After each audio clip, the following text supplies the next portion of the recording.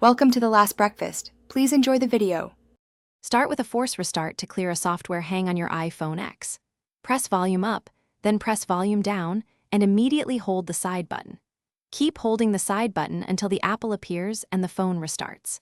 A force restart often clears software hangs without erasing data or settings, and it is the safest first step to try.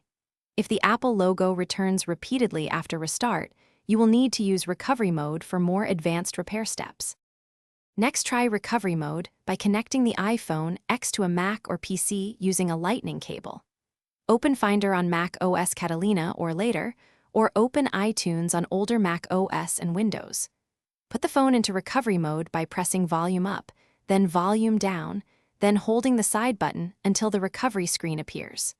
When prompted, choose Update to reinstall iOS without erasing data, and allow up to 15 minutes for the software. If recovery mode fails, consider a DFU restore, but back up your data first because DFU erases the device.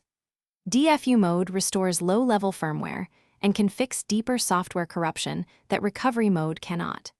If DFU also fails to resolve the Apple logo loop, contact Apple support or a certified repair provider for diagnostics. Hardware faults like a failing logic board or damaged connectors can cause the symptom and typically require.